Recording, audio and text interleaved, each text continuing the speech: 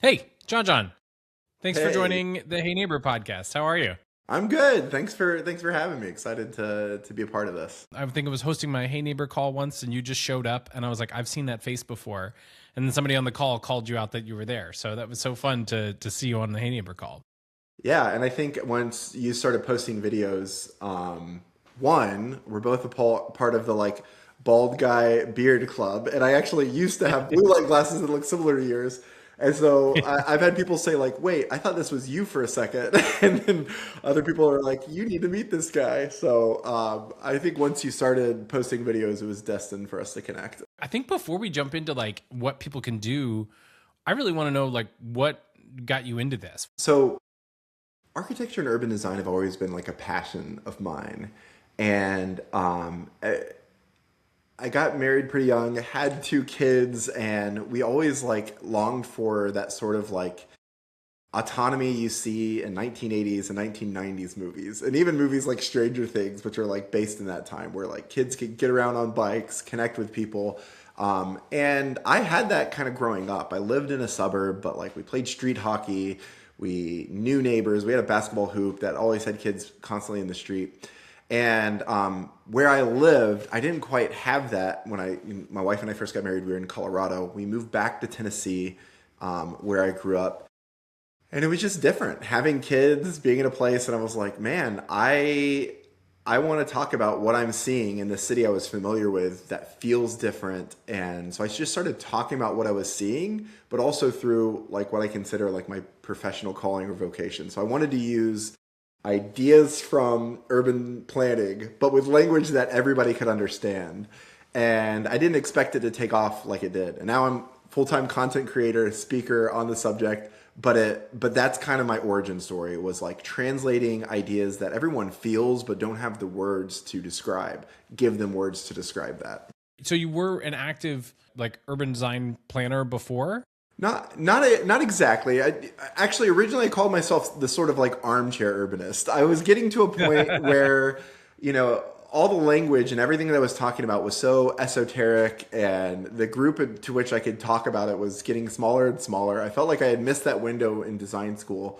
Um, but it's ended up being a key part of my origin story, because as I've like connected with architects, city planners, all of them professionally are sort of tied up on what they can say and can't say online, like who they can and can't be critical of. Like I'm a generally positive, optimistic person, but if I'm calling something out, what I found is like people agreeing with me. I'm like, great, why don't you make content? Why don't you talk about this? They're like, well, I also need to get contracts and I can't be, you know.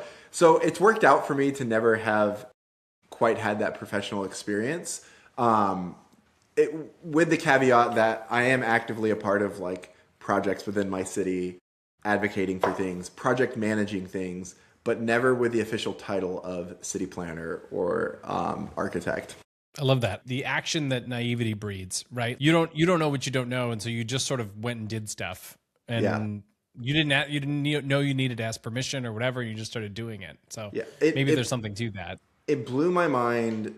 Like what I expected to do was find a larger but still small community of people who deeply cared about how cities were built.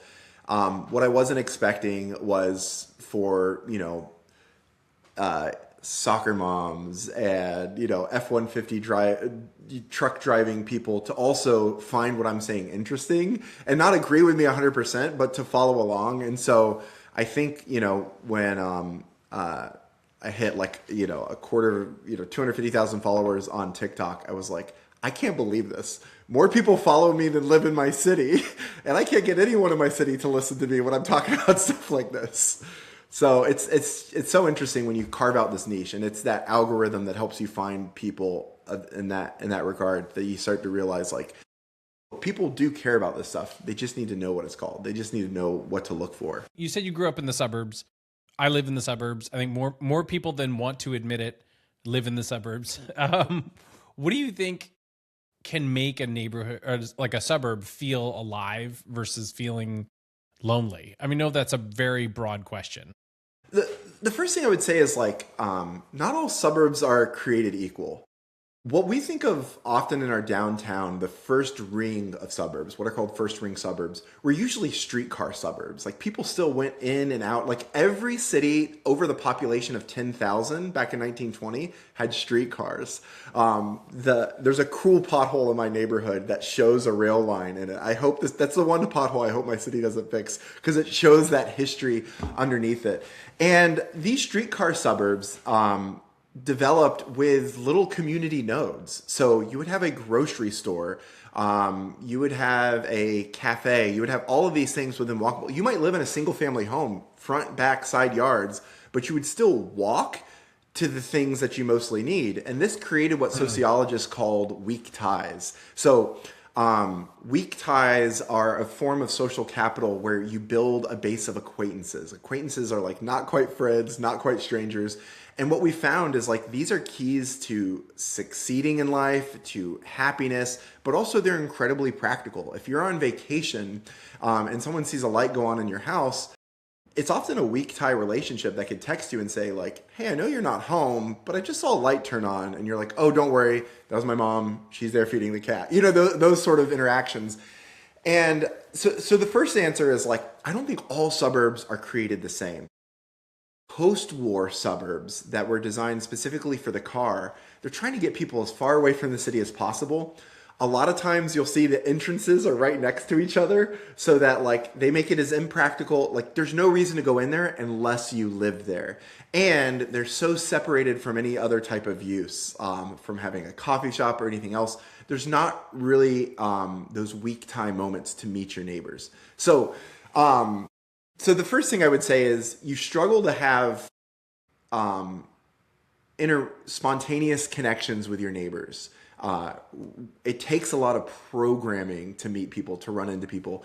And if you're an extrovert and you're really motivated, that means you have opportunities and you jump on those opportunities to meet your neighborhoods. But if you're introverted or just a professionally busy person, you tend to miss out on it. And that's kind of the need that you've jumped in on. You are organizing these events and you're creating weak time moments where people can actually get to know each other in like low stakes hangouts and get-togethers. So I actually don't even remember your original question. You were talking about No, like what makes Yeah. the neighborhood feel alive, and I think you nailed it, which is those nodes, transit oriented design before that was a term, Yeah. is sort of what those like streetcar suburbs look like. And I remember living in Denver and feeling that a lot. Denver has a lot of like those weak tie street corners and stuff, but then as you get out, you sort of don't have them. I think you're right. That's exactly what I'm trying to replicate without understanding it. Yeah. So, Well, and I sort of stumbled upon it. Yeah, so the weak ties, or the term social capital, I think so Robert Putnam wrote this book called Bowling Alone, and in it he talks about like bonding social capital and bridging social capital. So bonding social capital is an in-group, people who go to the same church or believe the same things, and bonding social capital is good for surviving. Bridging social capital is how you bring those two different groups together. And this is good for thriving. There's this guy, Raj Shetty from Harvard, who does some research with Harvard. And what he found is like the number one indicator for whether or not someone is going to be is to get out of poverty is if they have relationships from people in at least one rung above them in the like financial success like stratosphere. And so I look at that in my own life. I grew up in a really poor family, and I was like, you know what? No one asked me about college except for my rich friends' parents. I thought they were rich. They're probably middle class, but like my rich friend, they had a garage fridge. So I was like, those are my rich friends. And they were the ones that asked me, am I taking my SATs? Am I thinking about junior college? Am I doing this? Now, I didn't graduate college till I was 29, but I attribute going to college at all in part to the people that I met, and that was sort of bridge social capital, people I met outside of my own neighborhood. Yeah. But to go back to that question, what I see with neighborhoods, which like suburbs or not, a lot of times the difference can be like how houses are oriented, what reasons there are for getting out of. Some neighborhoods have parks at the center. That's where you tend to run into people.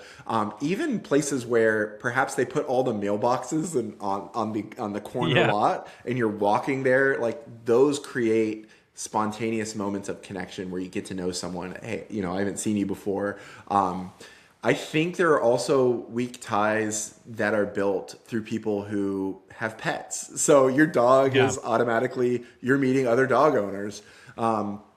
Having kids at the park does that as well. So right now, you see less of these happening in the inherent design of the neighborhoods because a lot of these neighborhoods are built for exclusion. You're seeing it more in things just below the surface, whether it's owning a pet, having young kids, things like that.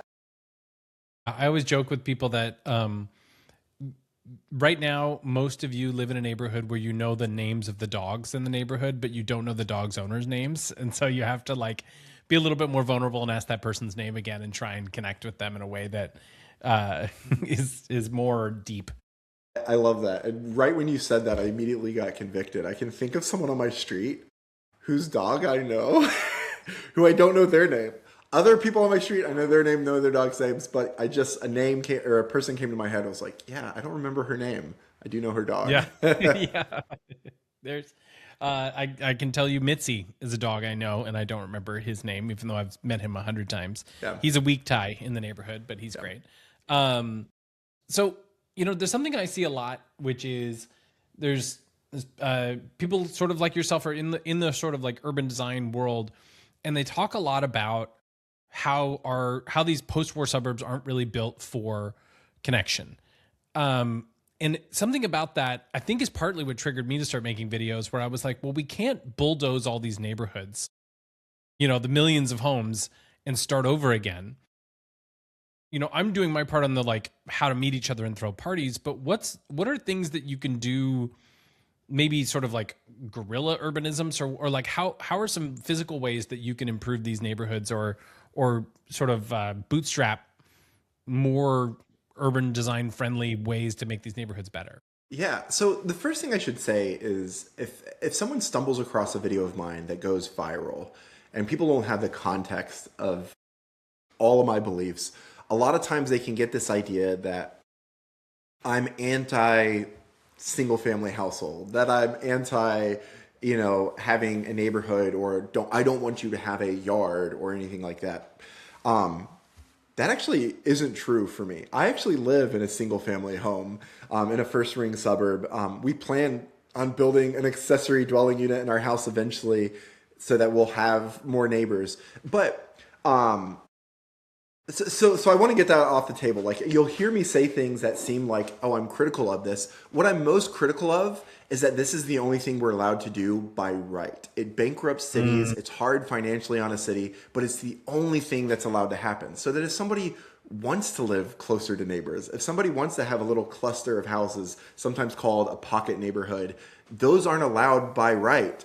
And it can offer more affordable options. It has built-in community. So there's all these things that like a lot of people are like, you don't want me to have a car. No, I drive a car. I'm happy for you to have a car. But what I want is someone who doesn't have access to a car, if they should have the ability to choose to live in a neighborhood that gives them more options. So that's the first thing.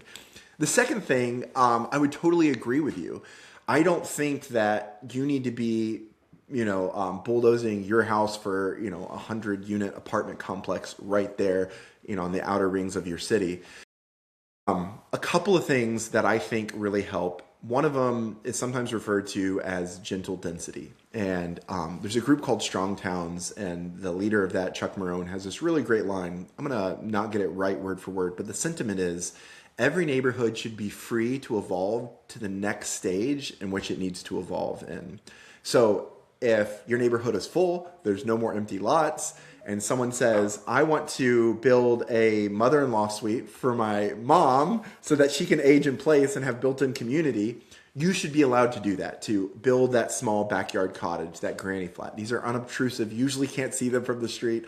And that does a lot of things for the community. And there's this guy named Vincent Graham out of Charleston, South Carolina, and he has this great line where he says, if you see community as an asset, then every newcomer is every addition. If you see community as a positive thing, then every newcomer is an asset. If you see exclusivity as your main value, then you see every addition as a threat. And so Mm. that is the first thing, is this sort of mindset shift and a physical change. I could say like, hey, gentle density. And the first thing is, as a society, we have needs, and people are already getting around this. Multiple people are sharing one home. Multiple households are sharing one home. The only difference is they can't legally have a second kitchen or something like that. Or they illegally build a second kitchen and their house is a illegal duplex, technically. The second thing, and I think this is one of the most important things, is to create safe streets. So if there's a busy street that cuts through your neighborhood, I think it's that neighborhood's right to own what speed that street is. That if like, for example, in my neighborhood, there's a dangerous street that keeps me from sending my kids to the park by themselves. I have a 12-year-old and a 9-year-old who, for anything other than crossing that street, I would trust to walk to that park. And it blows my mind that someone's ability to get to work 5 minutes quicker trumps the Yeah. safety of the neighborhood that they're cutting through. Yeah, So totally. better crosswalks, better connections to meet your neighbors. And then the other thing I want to mention, you mentioned sort of guerrilla urbanism, but are you familiar with the term sidewalk joy? I'll have to introduce you to my friend Rachel. I think you and her would really kick it off. She sort of started this movement. So the free little libraries, right? Like Yeah, yeah, yeah. the books. So someone's gone past that and said, hey, some of the value of this is just connecting with neighbors. It doesn't just have to be books. And so people started building like dioramas. And so it's a piece of art that changes with the season. Some people put in like trinket exchanges, mug exchanges. She just sent me one that's a puzzle exchange. Yeah. And these little moments of sidewalk joy. Sidewalk joy could be art that's put up. One person, it's just a Hot Wheel exchange. It almost just looks like a little altar, and kids like bring their little cars, take a car, and these create little moments of interaction. And she started a world map where she's documenting them. And in Portland alone, where she lives, there's hundreds of them. And they're so fascinating. They're like Yeah. wildly different from each other. There's like someone who's really into native plants. And so they have a seed library. And you can go take a milkweed seed and go plant it in your yard. And I think that's a great way to do it. And I'm trying to get that started in my neighborhood. I'm about to put so someone put a tree exchange in our neighborhood when I made a video about it. I'm going to put one in front of my house. One of my neighbors is doing a mug exchange, and then we're going to put that puzzle exchange far out. And the idea is just like give you reasons to go outside your door and visit a different part of your neighborhood and connect with your neighbors. Yeah. Another thing I saw in Portland is they have basketball hoops that go out to the street. So rather than just keeping it on your driveway, to say like, hey, the street is for more than just the passage of cars.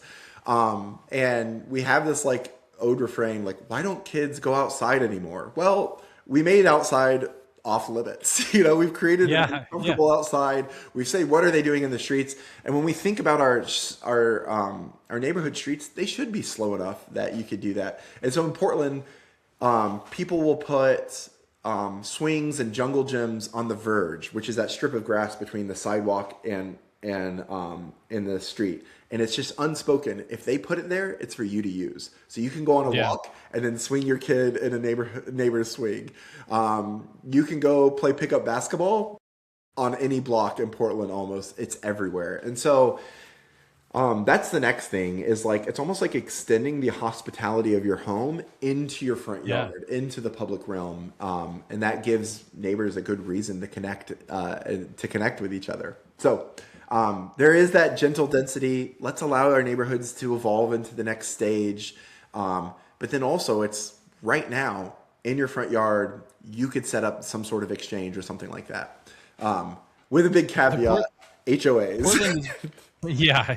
It's I always, whenever people come to my calls and ask about HOAs, I'm like, just do it without them and don't like your HOA does not regulate that you can be friends with your neighbors. So Exactly. Like, don't let them, Yeah.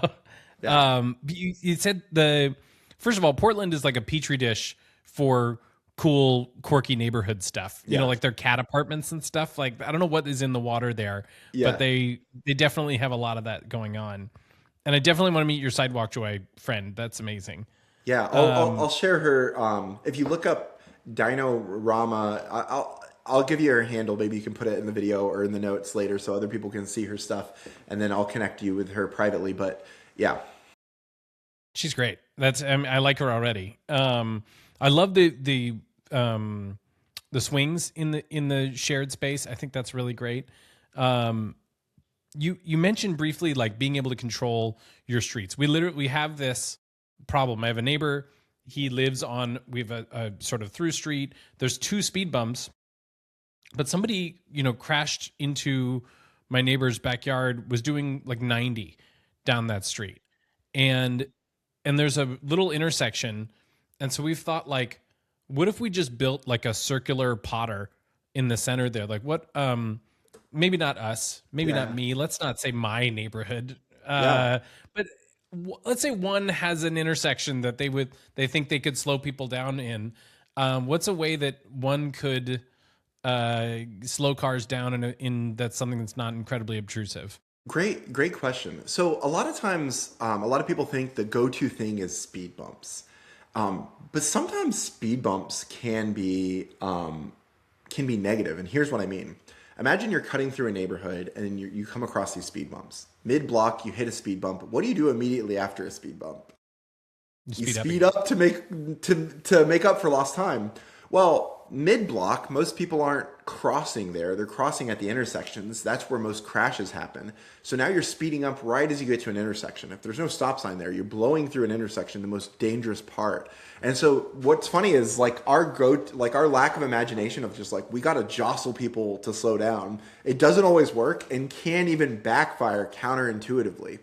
One thing that you can do that people don't know that you can do is one, art in the intersection. Painted intersections slow down 50% of the people who drive over it. They will stop because it feels like a shared space. It feels like I'm not the only one here. So Bloomberg did a study, found that 50%. So you could put art in the intersection. And actually, that fun, quirky thing comes up again. Portland actually has a program where you can apply and get your neighbors together, design, and paint your intersection. The second thing is something known as daylighting. So the 20 feet closest to your intersection are usually reserved as no parking zones because there's fire hydrants there, because they don't want to make the intersection blind so you can see cars coming that might not stop. And then most importantly, people crossing the street. Now, in America, we typically just say, don't park here, or we paint the curb red, and people do it anyways. Daylighting says, put something there so that people can't park. A flower box, a bike rack, plastic poles. And that is the number one thing cities do that really care about not running into things, because it preserves that visual field, and those objects visually narrow the road. They don't actually take from the driving portion of the road, they take from the parking portion. But we will naturally slow down when we feel like we're coming to a pinch in the road. So you could do daylighting, you could paint the intersection. But the last thing you mentioned, this idea of a little traffic circle or put something in the intersection that forces people to go around. Nashville did this in an intersection where 97% of the people who drove through this intersection were speeding. So 97% were breaking the law in this intersection. They used paint. They used plastic posts to create a little traffic circle.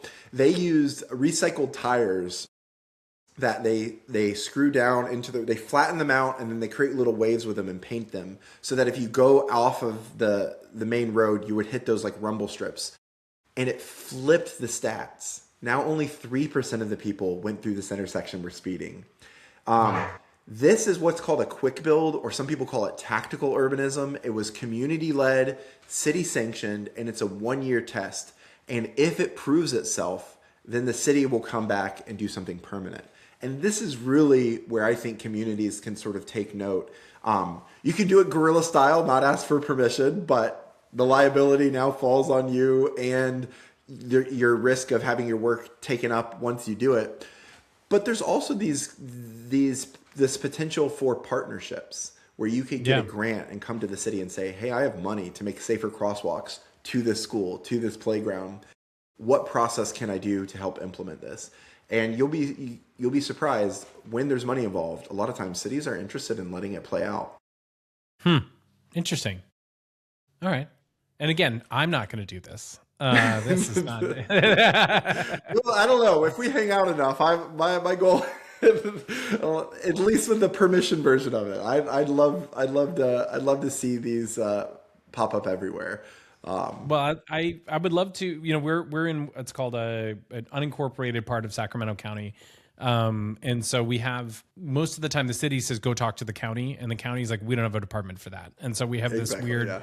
thing where there's nobody to talk to about it. But maybe if I get enough constituents together, we write enough letters, we can have something happen. But Yeah, and it's always just like there's always going to be pioneers. That's like, hey, there is one neighborhood association that started something called Play Streets in my city. And what's interesting is whether the city is closing down a street for a major event like Iron Man or closing it down for a block party, the process is the same. So this neighborhood who wanted to close a street down temporarily for kids to play in it, and they wanted to do it once a month for 9 months out of the year, they were given the same amount of paperwork as like a major multi-million-dollar sports event. And they just did it. They just did it. And when they pulled it off and had 9 of these events throughout the year, ticking all the boxes, the city then came to them and said, "Hey, tell us about your process." And they're like, "It is way too hard. Like, we should have to fill this out once. And then once we have it filled out, we should be able to check the box. We should have a new category for play streets versus I'm shutting down a highway for 1,000 athletes to run for 5 hours." Like, Right. these are different things. And the city hasn't fully come around, but the city has held that meeting. They're talking about it. They want that to be something different. And these play streets are awesome. Essentially, they close it down and they might put cardboard boxes and tape for kids to build. They might put chalk or some games. And then the parents go to the periphery and hang out by themselves, and they create free play for kids because it's so important for kids to have unobstructed imaginative time without a lot of like helicopter parents. But what's funny is it's not meant for the parents, but now the parents who are there are hanging out with the parents and getting to know them, and spontaneous play dates are getting scheduled and things like that. That's awesome. Yeah, we're getting half the people in our neighborhood really love that we have sort of feral kids now. So they get home, they get on their bikes, they just ride all over the neighborhood, and they just have the 10 houses that they stop at and like, can you play? Can you play? Can you play? And then we do have an older neighbor who's like, "Oh, I saw your kids outside playing unaccompanied. Yeah. How was?" And we're like, "We don't care. That's fine." Yeah. I can hear them yelling if something gets hurt. And actually, a really funny thing is they were riding between houses. Group of 4 boys. One of them fell and really scraped up his knee. And one of them, the older one, stayed there with him, put pressure on it. The other 2 went to the nearest house, not even my house or their house, just the nearest house where they knew somebody. And the 12-year-olds there came out and fixed it. And so like no parental interaction whatsoever. And we had like a major bleeding event, well, minor bleeding event that was fixed and solved by other children in the neighborhood. We didn't hear about it till later. Love it. Are a lot of people in your circles into the book, The Anxious Generation, or Jonathan Haidt? Have you heard of this book yet? Yeah, I've heard of this book. Yeah. So, one, I feel parallel to you 2 years ago. I was like, I've lived here too long to not know my neighbors. And I don't know how to get to know them. I play an extrovert online, but I'm an introvert at heart. I love when plans cancel. I love staying in. And I hated, like, I would go out of my way to get someone's name, and then that's all I would have is information. You know what I mean? It was just like, right. I was like, I had one opportunity to connect with them. What do? I've never met you before. Come to my house for dinner. Like, and I was in this book club, and we were talking, and this guy goes, "Well, if you don't like having major plans, and don't invite them in your house, hang out on the porch. Like, have a hangout on your porch." I was like, "I don't want to make food." He was like, "Have pre-made stuff." I was like, "Really?" He was like, "Just do popsicles." And I was like, "All right, popsicles on the porch. That sounds good." We have a really strong neighborhood Facebook group. So I put out popsicles on the porch. Here's the address. Come by. And the biggest motivator was my kids having friends, because my kids hadn't met friends yet in the neighborhood. We lived here 4 years. And so we do it. And over the course of that night, and I didn't do any of the homework you usually give people. I wasn't knocking on doors. I wasn't doing that yet. But the hunger for it, people showed up. And I had 44 people over the course of that night. Like, we were giving out popsicles, and it was cool. And then we did it 6 times that summer. And I was like, I'm going to do this next summer. And then I didn't. And I feel bad. But part of the thing was like, we started this little horde of kid friends that know each other. And we've had to start instituting family days, because if we don't, we won't see our kids all week. They will just be gone the entire time. And we're like, no, you have to come home for dinner. They're like, but the Rodriguez said we could have dinner with them. I was like, no, we need to see you. And I love that idea of just so much of our society is stratified by age. Older kids helping younger kids, older kids, having relationships and showing people how to navigate things, different parents calling your kids by name, like all of these things, this idea of it takes a village. There's become this common refrain that says, community is hard. And if you want a village, you got to be a villager. And I agree with those to some extent. But the other thing is, like, I don't think it's meant to be that hard. And once you achieve this certain level of community, you're like, my life got way easier. Now I have multiple text groups of different people within my neighborhood, and I can just send out one thing. Hey, who has an egg? Someone has an egg. I don't have to rely on that one neighbor every time to be like, can I have some sugar? Can I have this? I've had to keep from renting equipment because someone has the drill I need. All of this stuff is like, once you pass this threshold, you're like, actually, community is easy. Community is convenient. And I love it. Like, less babysitting, all of these sort of unintentional benefits have come from that. I have a question for you. So as you've done this, have you noticed types of neighborhoods, either in form or like makeup or anything, that make it harder for people to do this? Like, have you recognized patterns of like, what makes it easier or not easier? You're like, oh yeah, college towns, there's too many young people, or it has to be intergenerational. I don't know. Like, what have you learned along the way about the different types of neighborhoods and the different types of hurdles people have to overcome that might be different from what you experience in your neighborhood? Yeah, no, it's a great question. I'll go sort of from density out. In big neighborhoods or in big cities, I tell people your 200 closest neighbors. Well, if you live in a mega high rise, that's 10 floors on either side of you, right? And so how do you just connect with those 10 floors? And that's an interesting problem. And it's weird to knock on doors in a high rise. Yeah. Because nobody's ever knocked on your door before, right? Yeah. So how do you do that? Surprisingly, though, it works. We had this woman in Mexico City who lived in this large building. Nobody talked to each other. They only came together for the HOA meetings, and they fought all the time. And so she went around on Halloween with her 6-month-old and reverse trick-or-treated and knocked on all the doors. And I love that. A reverse trick-or-treat is awesome. I bet. I love that. So, and now that neighbor, she's like, I don't ever hold my baby. I get home and somebody takes the baby from me. Like the whole building has rallied around helping her raise her child, which is really, really cool. And then the other problem is neutral territory. I always tell people to host on neutral territory, like popsicles on the porch. Where do you do that in a big city? You can't. There's no lobby. If you don't have like an amenity building, how do you do that?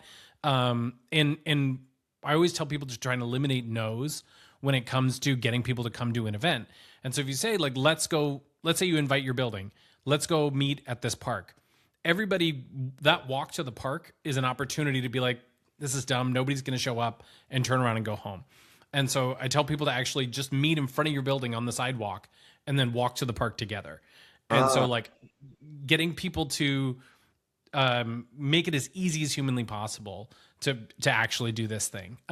Also, neutral territory is great because it is free advertising. So many times people will host these neutral territory events, and people who didn't even hear about it will show up because they're like, oh, this is great. Let me put my stuff down and I'll come right back. So that's a big deal.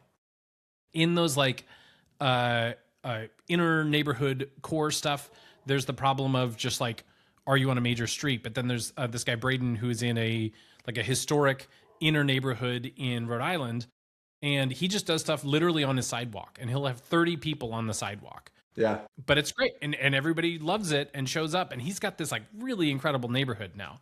And then when you get out to the more like, post-war traditional suburbs, the major things that stop people there is the perception that other people don't want to do it. Because you don't see anybody else outside, you assume that's because they don't want to be outside. When in fact, what I say to people is like, you're looking out, you see somebody walking by, you assume in your mind that they have this rich, full social life that you're not welcome to, and they're going to think you're such a loser for reaching out to them, when in fact they're like desperately lonely. And so once they get over that and they go knock on doors, like you said with your popsicles on the porch, people are so hungry to connect with each other and get to know each other that those neighborhoods are the easiest to flip. It's like the fastest thing. The hardest, and this may be counterintuitive, is rural areas.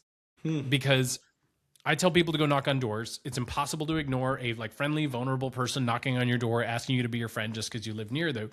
But if you live on 6 acres and someone knocks on your door, you're like, who the hell are you? And you walked all the way up my 3-mile driveway to get here. Yep. Absolutely not. And so they have to go through all kinds of extra steps to market. So they have to like put out a sign. I tell them to go to, if you live in a rural area, you only have a few places for services. So it's like, go to the post office, go to the gas station, go to the grocery store, set up a table out front that says local neighborhood meetup here, and go on like the busiest days for those places and just advertise to people that this is happening. But there is a benefit also, which is that it's a lot easier to get on local news and local radio when you're in those places because they've got less stuff to talk about. So it takes different flavors for every area, but I've seen it work everywhere, which is really cool. Yeah. No, I loved the specifically that like high rise and that like reverse, that reverse trick or treating. And when we moved into this neighborhood, I'd lived in East Tennessee, but in a more rural community, never in Chattanooga proper. And the neighborhood I'm in, Highland Park, is one of the biggest neighborhoods in the city. It's a first ring suburb. It's kind of dense compared to other places, but a lot of single family homes.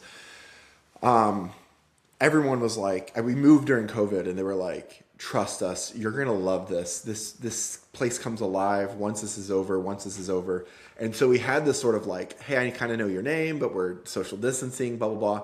Well, as COVID winds down, I've known you too long to invite you or to not invite you over, but I don't know anything other than your name, so I feel weird invited you over. And so that was kind of what like created this like barrier for me, that same idea of like everyone here is connected and has rich social lives. I'm the oddball who, is like, I need friends, come be my friend. But we started to see glimpses of it. And the first glimpse of it was Halloween. So it was Halloween 2020.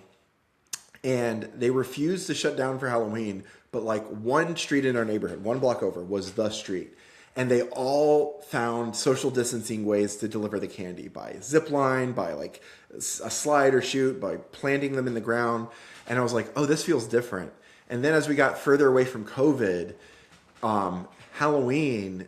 So first off, in my neighborhood, and the neighborhood association president like takes care of this. You can sign up to be on a map saying if you're giving out candy, but you could also sign up that if you're giving out adult treats, which could be a Jell-O shot or mulled wine or, and so you create this like incentive. And what's crazy is I almost feel bad because other neighborhoods sort of all come here. And so people aren't meeting their neighbors because they're 3 neighbors. So it's special for me in my neighborhood. I love it. Like people just put fires in their front yards and hang out. Like you can't answer the door because your door would be constantly knocked on. You just have to post up outside. So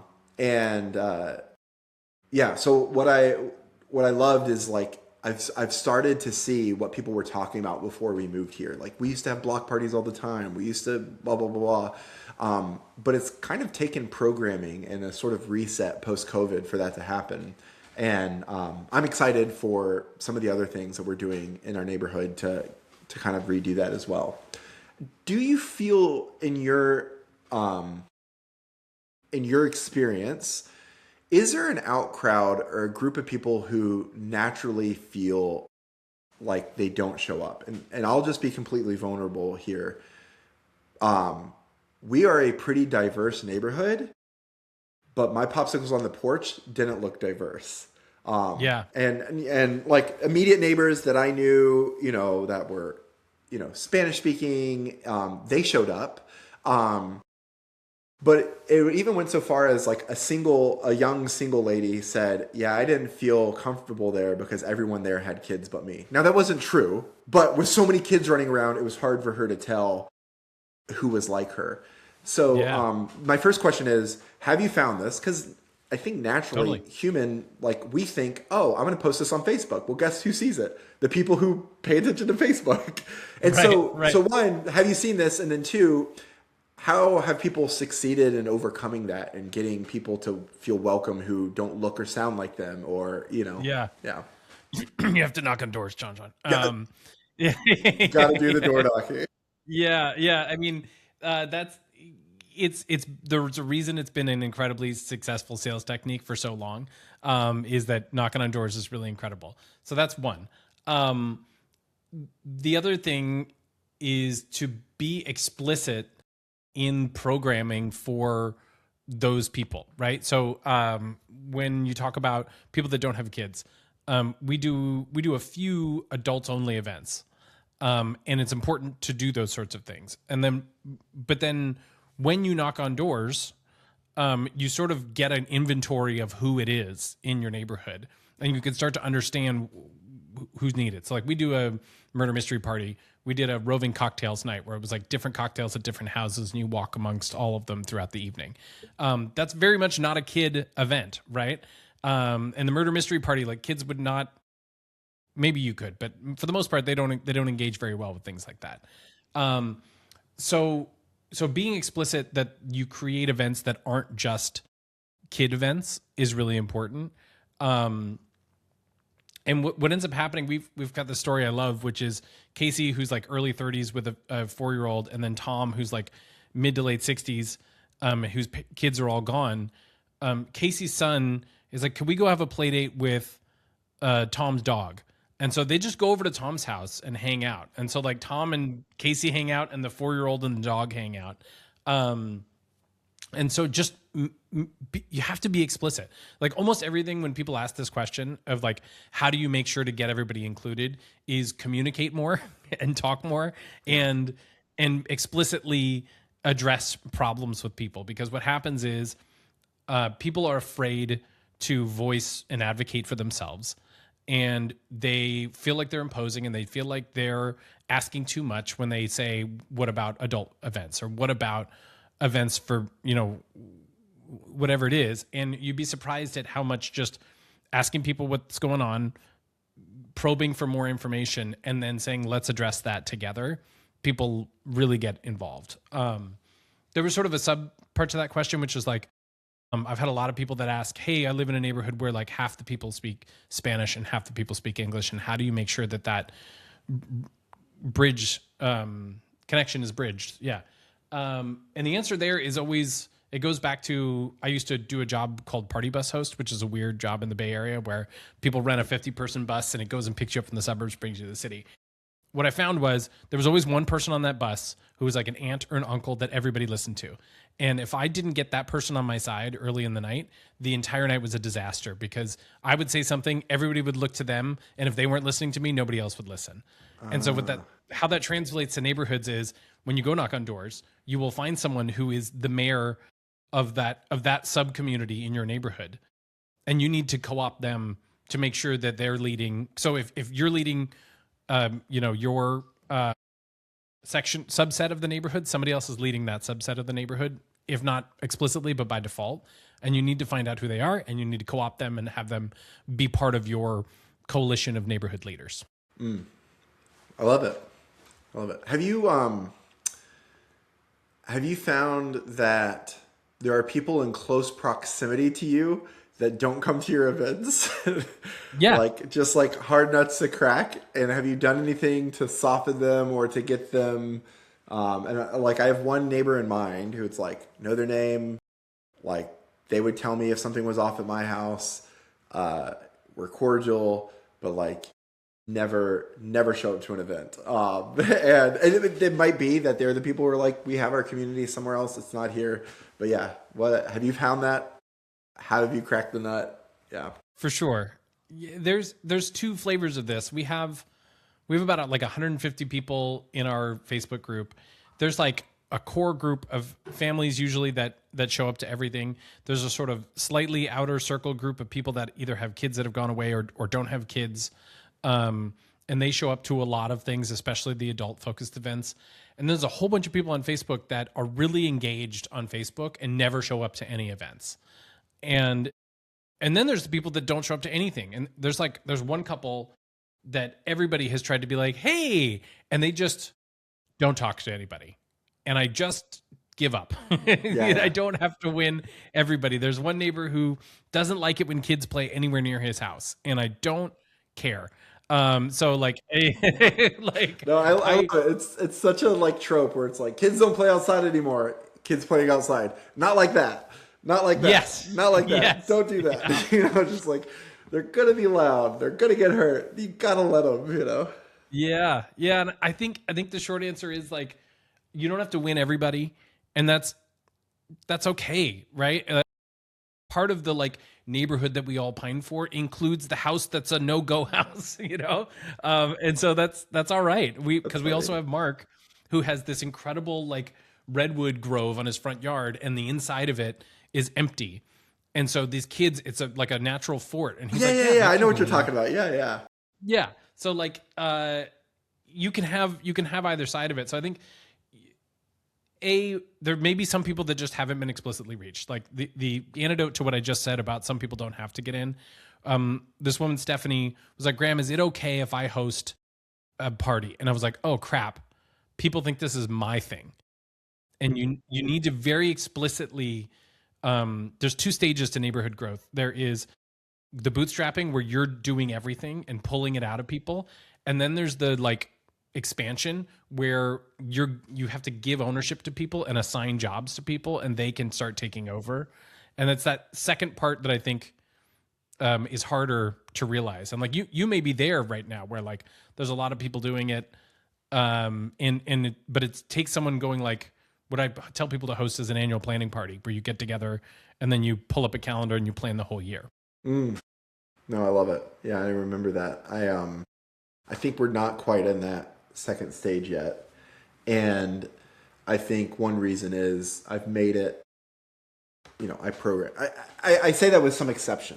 There's like 4 families that we're all close with. Our kids are close, and stuff happens, you know, like we're close enough that we can have movie nights. Like after our kids go to sleep, you can cross the street and, you know, whatever. Like events and things happen with us. We do holidays, we do that, but it's not the 200 closest homes. Yeah. And I imagine there's probably a future third stage where an event happens that you don't catch wind of, or that like, you know, like you're just like, oh, this was a subset of the community that isn't me, you know, like, no, this is great. Then your ego has to be beaten down that it's okay that you weren't invited. Yeah. And it's, you know, like there definitely were events where we saw people post about it and it was like, oh, okay. And it turned out that it was an event with parents with older kids. Our kids were still young enough that like a pool without a pool fence. Yeah. And so they were just like, we didn't want to put up the pool fence. And so that's why we didn't invite you. And it's like, that's okay. Yeah, totally fine. You just have to learn to not be invited to everything, which as a human Labrador is a hard experience to deal with. No, I totally get that. Well, this is great. I'm a big fan of, you know, I think, I don't remember if it was on or not recorded, of like, I represent like the hardware of community. Like, how does the built environment foster this? And you represent the software or the actions. One, I think neither of them are complete of themselves. You can go to great places that were designed for walkable communities, but if there's enough of a culture of isolation and exclusion, no amount of good hardware is going to overcome that and make it lively. It makes it a lot easier, but it doesn't make it lively. And then on the other hand, there's this thing of like, you could literally be the most social person, but if you lived in a literal prison, it's hard to have community. And so we see that as a spectrum, as like you can have places designed for isolation, places designed for community, and we're somewhere on that spectrum. And how hard you're going to work or how creative you're going to be is going to be dependent on where you are in that spectrum. And it's exciting for me to hear that that Hey Neighbor has gone, across cultures, boundaries, different built environments, and that they're figuring it out in Mexico City, as well as South Bend, Indiana, and Sacramento, and whatnot. We just had our first Zurich meetup, which was great. She was really worried that like the cold European culture was not going to work. And we've got, in order to tell these stories better, I have a show called Neighborhood Makeover that's starting. So I have 10 people who are going to film their journey going from zero to first event. Nice. And I'm going to turn those into episodes of it's like a reality makeover show. And so that's coming out soon, which I'm really excited about. That's so cool. And maybe, what might be fun is to do like how like the Fab Five everyone has their own little section. Yeah. Like maybe there's a world in which like we can have the Jon Jon section of that show where you can help them with one piece of the built environment and help them select something for their neighborhood. That might be kind of cool. Yeah, no, I think there's all sorts of I'm thinking of I mentioned Rachel, who has these like little additions. I also think of my friend Sam Balto from the Bike Bus. Are you familiar with the Bike Bus and Coach Balto? I know Sam. Yeah, we're buddies. Yeah. Oh, cool. That's awesome. Did y'all meet, become friends online? Have y'all had other? Yeah, of course. Yeah. Okay. Yeah. There's actually like there's a WhatsApp group of like wholesome dad influencers who maybe you need to be invited to that group. Yeah, I know. Like now you're talking about the group I was excluded from. Like, oof, I didn't make the cut. No, just kidding. No, but I was going to say, big. It's intimidating to reach out to you. But I was going to say, Sam, the Bike Bus is another example of that, where it's like, hey, you have this school in common. You have, and when you mentioned that group that met in front of the building and walked to the park, because if you say the park, people chicken out, they don't show up, they whatever. It reminded me of like Sam actually started with a walking school bus. It was this idea of like, let's walk. Like, because for me, I'm like, we have a neighborhood school, but it's a charter school, so people from all over the city. So it's not like, hey neighbors, let's meet and ride to our school. Some of these people are coming from 15 miles away, and I was like, but there is some value if we all met at the park, before school started. We walk 3 blocks to the school, and now you're getting to know your kids' parents. Now you're seeing who is and isn't in the neighborhood. Like, I think there's a lot there. But yeah, no, I love that idea of being a sort of consultant for small changes in the built environment to make your neighborhood more friendly and hospitable. Yeah, well, we'll connect offline and we'll see if we can do a little segment to that show, because I think that would make it more rich and exciting for them. Quick question before we go, which is, there's a point at which you have to go take action with the city, right? Like you talk about engaging with the city. Almost everything I do has nothing to do with the city. People are like, how do I get a block party permit? I'm like, don't. So yeah, just do it. I want to learn to get permission more and do better about that. When do you have to like get people involved, or how do you start to do that? Right. Because I would imagine what's the process? Like, let's say I want to get that first the speed calming intersection thing going. What's my order of operations to make that happen? There are a couple of things that are go-tos of mine, almost like maxims. The first one is like, ask permission less for small things, right? Like, Yeah. run up against the city's limit of you need to get a permit to throw this type of block party. You know what I mean? Like, run into that first.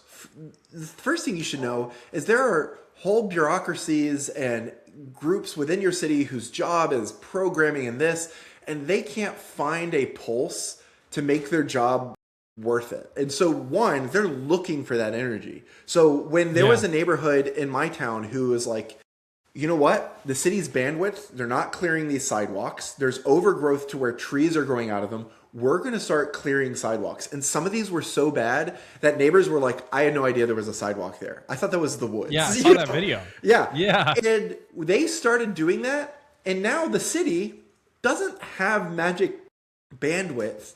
But the city heard that they were going to go clear this one particularly egregious sidewalk, sent a bush hog ahead of time, did a lot of the work, started it, and they cleaned it up. So one, do stuff pre-permission from the HOAs, from the city or whatever. You're going to create momentum that they are going to be more likely to direct rather than to be inertia. Rather than them saying yeah, block parties are inappropriate. They're like, look, if you're going to do a block party, here's how you do it.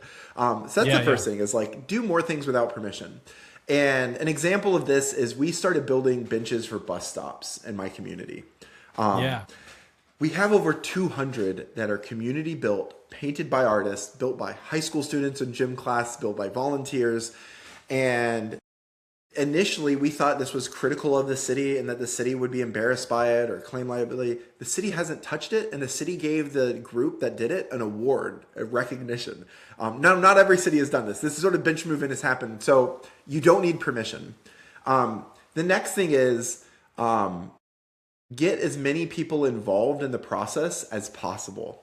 My friend Burka Patel is the head of transportation for Jersey City, which is the biggest city to get vision zero traffic fatalities for the entire city on city streets. That's car deaths, car versus pedestrian, car versus bike, whatever. And one of the things she taught me a lot of stuff, but one of the things she taught me is like, they were going to paint this street where cars can't drive, and then there was going to be plastic posts that keep cars from driving there. But they also wanted to paint it a different color so that cars understood this is an extension of the sidewalk. Well, they outlined a mural, and they got people to paint as many people as possible to be involved in one project.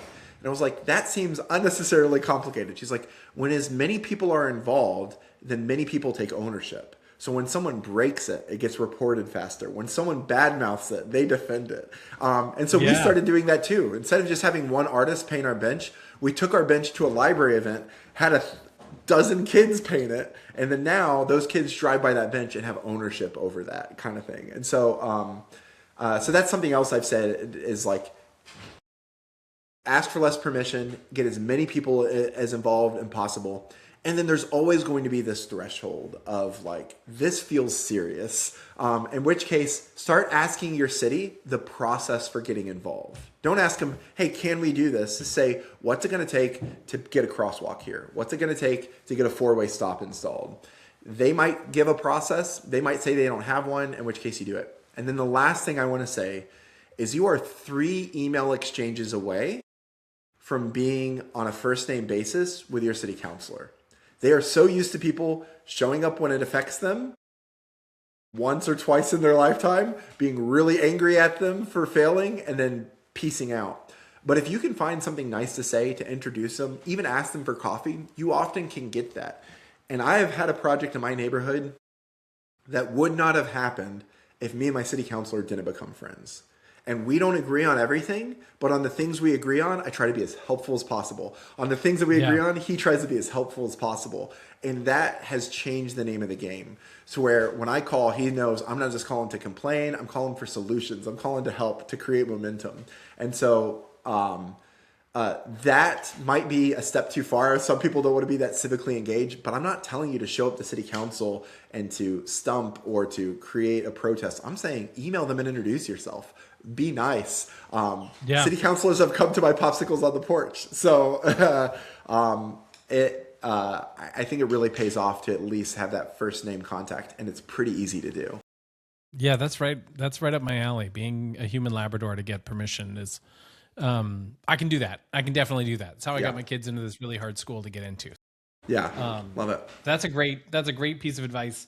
I will get on a first name basis with my city councilman. So thank you. Yeah, For it might be a encouragement, county Jon commission Jon. that affects you if you're unincorporated, but whatever, whoever it is, whoever the person is that makes the decisions about your neighborhood, it's easy to do. 3 email exchanges away. I love it. Jon Jon, thanks for joining the Hey Neighbor podcast. I appreciate having you. Yeah, this has been a lot of fun. I love talking. Look forward to connecting more.